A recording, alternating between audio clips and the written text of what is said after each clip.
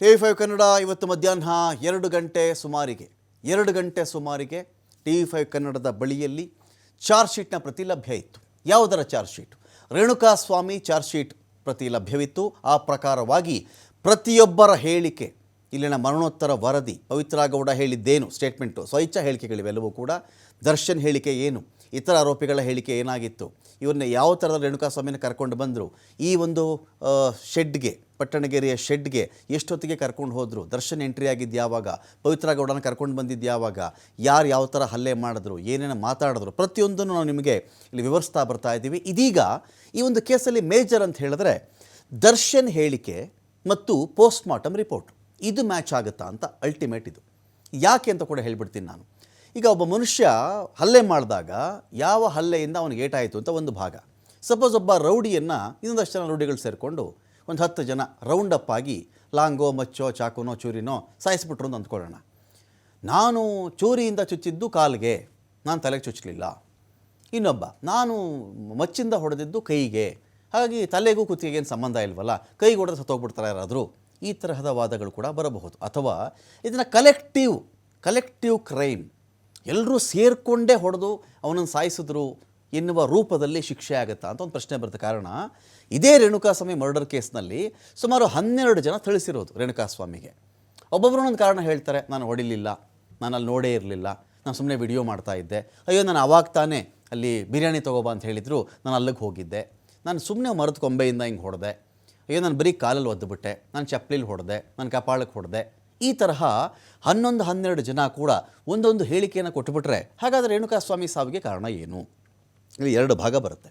ಒಂದು, ದರ್ಶನ್ ಕೊಟ್ಟಿರ್ತಕ್ಕಂಥ ಹೇಳಿಕೆ, ನಾನು ತಲೆ ಭಾಗಕ್ಕೆ ಒದ್ದಿದ್ದೀನಿ, ಕುತ್ತಿಗೆಗೆ ನಾನು ಹೊಡೆದಿದ್ದೀನಿ, ಕೈಯಿಂದ ಗುದ್ದಿದ್ದೀನಿ, ಕಾಲಲ್ಲಿ ಒದ್ದಿದ್ದೀನಿ, ಒಂದು ಮರದ ಕೊಂಬೆ ತೊಗೊಂಡು ನಾನು ಅವನಿಗೆ ಥಳಿಸಿದ್ದೀನಿ ಅಂತ.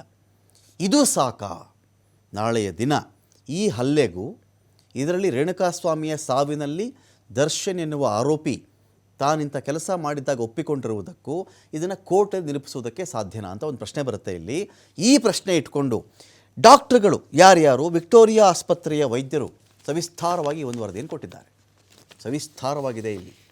ಎಷ್ಟೆಷ್ಟು ಇಂಚು, ಎಷ್ಟೆಷ್ಟು ಸೆಂಟಿಮೀಟರು, ಇವನು ಯಾವ ಥರ ಗಾಯಗಳಾಯಿತು ನೋಡಿ. ಸ್ಟಾರ್ಟಿಂಗ್ ಓದ್ಬಿಡ್ತೀನಿ, ನೋಡ್ಕೊಂಬಿಡಿ ನಾನು ನಿಮಗೆ. ಇಲ್ಲಿ ನೋಡಿ, ಇಲ್ಲಿ death is due to shock and haemorrhage as a result to multiple blunt injuries sustained ಅಂತ.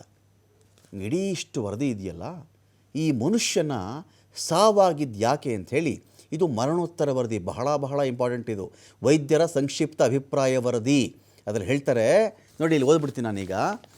ದಿನಾಂಕ 13/6/2024 ವಿಕ್ಟೋರಿಯಾ ಆಸ್ಪತ್ರೆಯ ವೈದ್ಯಾಧಿಕಾರಿಗಳು ನೀಡಿದ ಮೃತನ ಶವಪರೀಕ್ಷಾ ವರದಿಯನ್ನು ಪಡೆದು ಪರಿಶೀಲಿಸಲಾಗಿ ಮೃತನ ಸಾವಿನ ಬಗ್ಗೆ ವೈದ್ಯಾಧಿಕಾರಿಗಳು death is due to shock and haemorrhage as a result to multiple blunt injuries sustained ಎಂದು ಅಭಿಪ್ರಾಯವನ್ನು ನೀಡಿರುತ್ತಾರೆ. ಇವನಿಗೆ ಆದಂಥ ಹಲವಾರು ಗಾಯಗಳಾಯ್ತಲ್ಲ, ಇವನಿಗೆ ಈ ಹಲವಾರು ಗಾಯಗಳ ಕಾರಣ ಇವನಿಗೆ ರಕ್ತಸ್ರಾವವೂ ಆಗಿದೆ, ಬೇರೆ ಬೇರೆ ದೇಹದ ಭಾಗ ಎಲ್ಲ ಛಿದ್ರ ಆಗಿದೆ, ರಕ್ತಸ್ರಾವವೂ ಆಗಿದೆ, ಹಲವಾರು ಗಾಯಗಳ ಕಾರಣದ ಆಘಾತ ಉಂಟಾಯ್ತಲ್ಲ ಇವನಲ್ಲಿ, ಆ ಆಘಾತದ ಕಾರಣದಿಂದಾಗಿ ಇವನು ಸಾವನ್ನಪ್ಪಿದ್ದಾನೆ ಅಂತ. ಯಾರೋ ಕಾಲಲ್ಲಿ ಒದ್ದರು ಅದಕ್ಕೆ ಸತ್ತು ಹೋಗ್ಬಿಟ್ಟ, ಯಾರೋ ಕೈಯಲ್ಲಿ ಹೊಡೆದು ಸತ್ತು ಹೋಗ್ಬಿಟ್ಟ, ಯಾರೋ ಶಾಕ್ ಕೊಟ್ಬಿಟ್ರು ಇವನಿಗೆ ಸತ್ತು ಹೋಗ್ಬಿಟ್ಟ, ಯಾರೋ ಎದೆಗೊದ್ರು ಸತ್ತು ಹೋಗ್ಬಿಟ್ಟ. ಹಾಗಿಲ್ಲ, ಇಲ್ಲಿ ಮಲ್ಟಿಪಲ್ ಹಲವಾರು ಗಾಯಗಳು ಅಂತ ಬರುತ್ತಲ್ಲ, ಇಂಥ ಕಾರಣದಲ್ಲಿ ಏನಾಗಿಬಿಡುತ್ತೆ, ದರ್ಶನ್ನ ಸ್ವಇಚ್ಛಾ ಹೇಳಿಕೆಗೂ ದರ್ಶನ್ ಕೊಟ್ಟಿರ್ತಕ್ಕಂಥ ಸ್ವಇಚ್ಛೆ, ನಾನು ಹೊಡೆದೆ, ನಾನು ಕಾಲಲ್ಲಿ ಒದ್ದೆ, ತಲೆಗೆ ಹೊಡೆದೆ, ನಾನು ಎದೆ ಮೇಲೆ ಗುದ್ದಿದ್ದೀನಿ, ನಾನು ಕಾಲಲ್ಲಿ ಒದ್ದಿದ್ದೀನಿ, ಮರದ ಕೊಂಬೆ ತೊಗೊಂಡು ಅವನಿಗೆ ಹೊಡೆದಿದ್ದೀನಿ, ಈ ಹೇಳಿಕೆಗಳಿಗೂ ಈ ಮಲ್ಟಿಪಲ್ ಇದೆಯಲ್ಲ ಬ್ಲಂಟ್ ಇಂಜುರೀಸ್, ತೀವ್ರ ಸ್ವರೂಪದ ಗಾಯಗಳಿದೆಯಲ್ಲ, ಇದಕ್ಕೂ ಮ್ಯಾಚ್ ಆದರೆ ದರ್ಶನ್ಗೆ ಶಿಕ್ಷೆ ಕಟ್ಟಿಟ್ಟ ಬುತ್ತಿನ. ಈ ಥರದ್ದು ಕೂಡ ಒಂದು ನಾವಿದೀಗ ಪೋಸ್ಟ್ ಮಾರ್ಟಮ್ ರಿಪೋರ್ಟ್, ದರ್ಶನ್ ಹೇಳಿಕೆ, ಇತರ ಆರೋಪಿಗಳ ಹೇಳಿಕೆ ಕೂಡ ಇರುತ್ತೆ. ನಾವು ಸ್ಪೆಸಿಫಿಕ್ ಆಗಿ ಸದ್ಯಕ್ಕೆ ಈ ಒಂದು ಕೇಸಲ್ಲಿ ದರ್ಶನ್ ಪಾತ್ರದ ಬಗ್ಗೆ ನಾವಿಲ್ಲಿ ಮಾತನಾಡ್ತಾ ಹೋಗೋಣ. ಚಾರ್ಜ್ ಶೀಟಲ್ಲಿ ದರ್ಶನ್ ಆ್ಯಂಡ್ ಗ್ಯಾಂಗ್ ಕ್ರೌರ್ಯ ಒಂದು ಕಡೆ ಬಟಾ ಬಯಲಾಗುತ್ತೆ. ರೇಣುಕಾಸ್ವಾಮಿಗೆ ನಾನು ಒದ್ದಿದ್ದು ಹೊಡೆದಿದ್ದು ನಿಜ ಅಂತ ದರ್ಶನ್ ಹೇಳಿರೋದು. ಪವಿತ್ರ ಗೌಡಗೂ ನನಗೂ ಸಂಬಂಧ ಇದೆ, 10 ವರ್ಷಗಳಿಂದ ನಾವು ಒಟ್ಟಿಗೆ ಇದ್ದೀವಿ, ದರ್ಶನ್ ಸ್ಟೇಟ್ಮೆಂಟ್ ಇದು. ನಾನು ಇದು ಕಡೆ ದರ್ಶನ್ ಸ್ಟೇಟ್ಮೆಂಟು ಇದು ನಿಜ, ಪವಿತ್ರ ಗೌಡ ಸ್ಟೇಟ್ಮೆಂಟ್ ಕೂಡ ನಿಜ. ಹೌದು, ನಾನು 10 ವರ್ಷಗಳಿಂದ ಇದ್ದೀನಿ ಅವ್ರ ಜೊತೆಯಲ್ಲಿ, ನನಗೆ ಮನೆ ಮಾಡಿಕೊಟ್ಟಿದ್ದಾರೆ, ನಾನು ಇದ್ದೀನಿ, ನಾವೆಲ್ಲ ಒಟ್ಟಿಗೆ ಇದ್ದೀವಿ, ನಾನು ಹೊಡೆದಿರೋದು ಸತ್ಯ. ಪವಿತ್ರ ಗೌಡ ಕೂಡ ನಾನು ಹೊಡೆದೆ ಅವನಿಗೆ, ಯಾರಿಗೆ, ರೇಣುಕಾಸ್ವಾಮಿಗೆ. ಸ್ವಇಚ್ಛಾ ಹೇಳಿಕೆ ಇದು.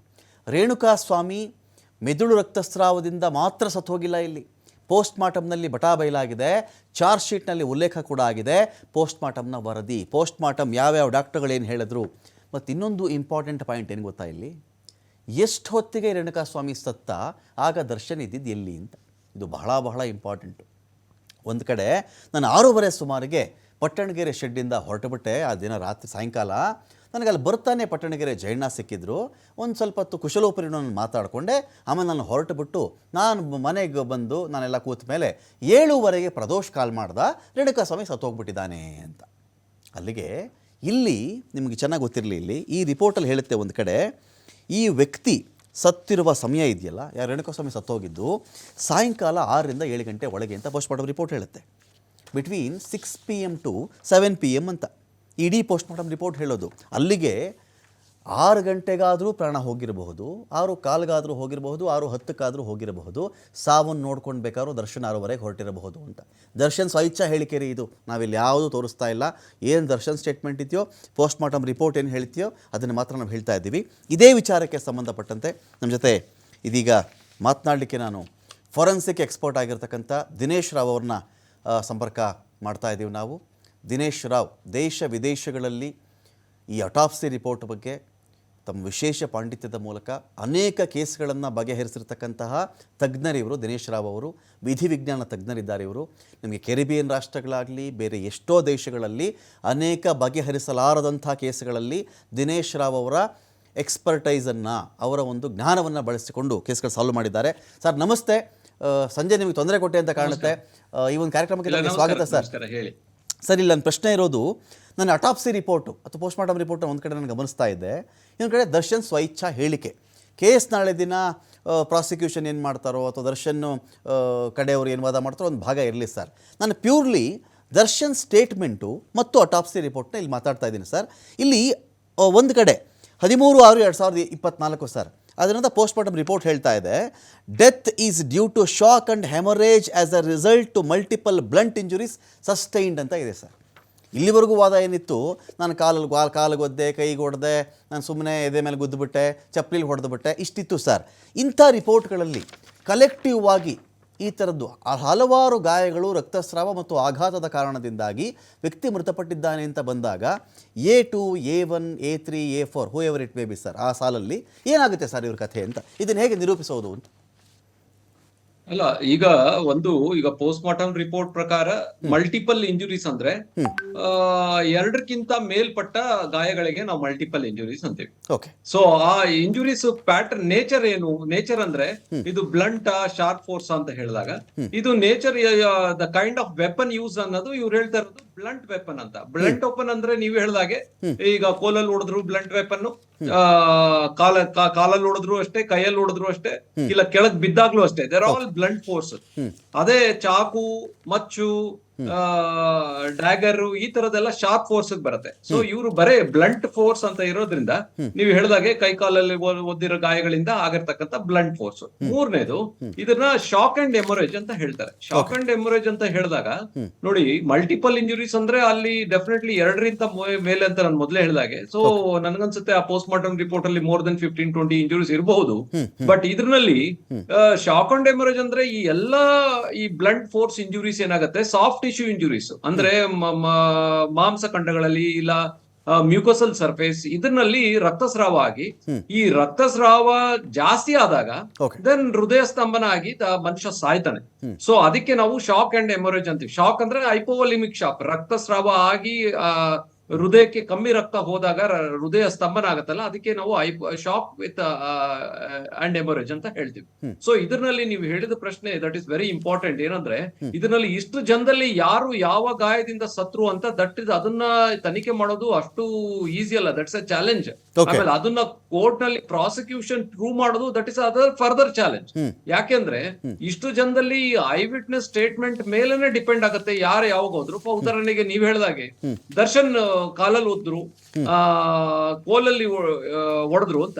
ನಾವೀಗ ಪ್ರಶ್ನೆ ಬರೋದು, ಈ ಕಾಲಲ್ಲಿ ಒದ್ದಾಗ ಆಗಿರ್ತಕ್ಕಂಥ ಗಾಯ ಹೊಟ್ಟೆಗೆ ಒದ್ರು ಅಂತಾರೆ. ಹೊಟ್ಟೆ ಭಾಗದಲ್ಲಿ ಆಗಿರ್ತಕ್ಕಂಥ ಗಾಯ is it a fatal injury or non fatal injury ಅಂತ ಪೋಸ್ಟ್ ಮಾರ್ಟಮ್ ರಿಪೋರ್ಟ್ ಅಲ್ಲಿ ಎತ್ತಿ ತೋರಿಸುತ್ತೆ. ಓಕೆ. ಇದು ಫೇಟಲ್ ಇಂಜುರಿ ಆದಾಗ ಮಾತ್ರ ದರ್ಶನ್ ಅವರು ಈ ಕೊಲೆಗೆ ನೇರವಾಗಿ ಭಾಗಿಯಾಗಿದ್ದಾರೆ ಅಂತ ಎಸ್ಟಾಬ್ಲಿಷ್ ಮಾಡಬಹುದು. ಇಲ್ಲ ಕೋಲಲ್ಲಿ ಮೈ ಕೈಯಲ್ಲಿ ಹೊಡೆದಾಗ ಅದರಿಂದ ಸಾವು ಸಂಭವಿಸುತ್ತಾ ಅಂದಾಗ ಡಾಕ್ಟರ್ ಇಲ್ಲ ಅಂತಾನೆ ಹೇಳ್ತಾರೆ. ಓಕೆ. ಸೊ ಅದಕ್ಕೆ ಈಗ ಯಾರು ಎಲ್ಲಿ ಹೊಡೆದ್ರು ಅದು ಫೇಟಲ್ ನಾನ್ ಫೇಟಲ್ ಇಂಜುರಿನ ಇಲ್ಲ ಟ್ರೈಬಲ್ ಇಂಜುರಿನ ಅಂತ ವಿಶ್ಲೇಷಣೆ ಮಾಡಿ ಅದರ ಮೇಲೆ ಪ್ರಾಸಿಕ್ಯೂಷನ್ ಪ್ರೂವ್ ಮಾಡೋದು it's a very big challenge. Okay sir, ಈ ಕೇಸಲ್ಲಿ ಅಂದರೆ ಈಗ 12 ಜನ ಹೊಡೆದಿರೋದು ಅಂತ ಇದೆ ಸರ್ ಮಾಹಿತಿ. 12 ಜನ ಹೊಡೆದ್ರು ಅಂತ.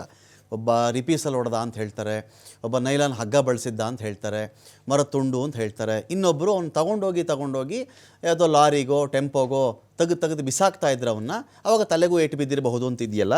ಇಂಥ ಇನ್ಸಿಡೆಂಟ್ಗಳಲ್ಲಿ ಕಲೆಕ್ಟಿವ್ ಆಗಿ ಒಂದಷ್ಟು ಜನ, ಒಂದು ಮಾಬ್, ಒಂದು ಗುಂಪು ಸೇರಿಕೊಂಡು ಒಬ್ಬನ್ನ ಸಾಯಿಸಿಬಿಡುತ್ತೆ ಅಂತ ಅಂದ್ಕೊಂಡ್ರೆ ಸರ್, ಈಗ ನಿನ್ನ ಎಲ್ಲಿ ಹೊಡೆದೆ ಹೇಳೋ, ನಿನ್ನ ನೆನಪಿದೆಯಾ ಹೇಳು ಅಂತ ಕೇಳಿದ್ರೆ ಯಾವ ಮನುಷ್ಯ ತಾನು ಏನು ಹೇಳಬಲ್ಲ?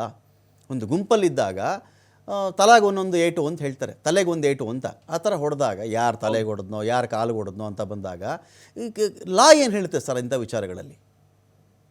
ಅಲ್ಲ ನೋಡಿ, ಇದರಲ್ಲಿ ಒಂದು ಈಗ ಮಲ್ಟಿಪಲ್ ಅಸಲೆಂಟ್ಸ್, ಇದರಲ್ಲಿ multiple suspects are multiple assailants, ಈ ಮಲ್ಟಿಪಲ್ ಇರೋದ್ರಿಂದ but injuries are also multiple.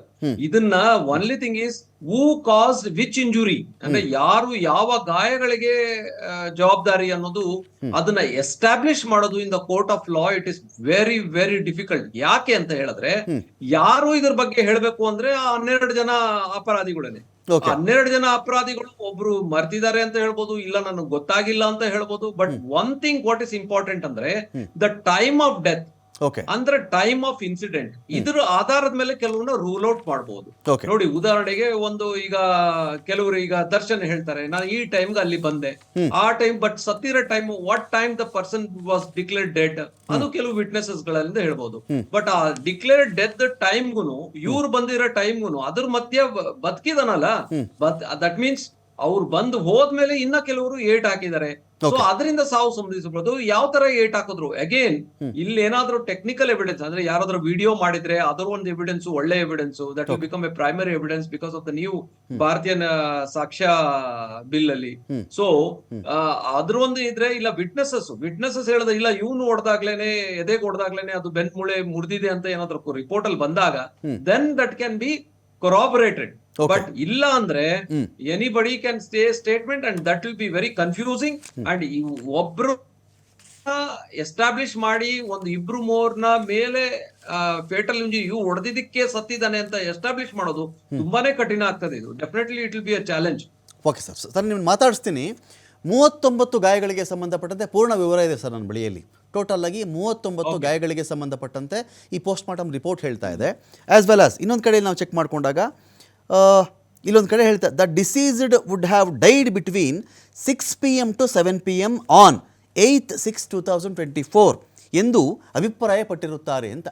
ಇವನು 8ನೇ ತಾರೀಕು 6ನೇ ತಿಂಗಳು 2024ನೇ ಇಸವಿ ಸಂಜೆ 6 ಗಂಟೆಯಿಂದ 7 ಗಂಟೆಯ ಒಳಗೆ ಈ ರೇಣುಕಾಸ್ವಾಮಿ ಎಂಬ ವ್ಯಕ್ತಿ ಸತ್ತು ಹೋಗಿದ್ದಾನೆ ಅಂತ ಒಂದು ವರದಿ ಹೇಳುತ್ತೆ.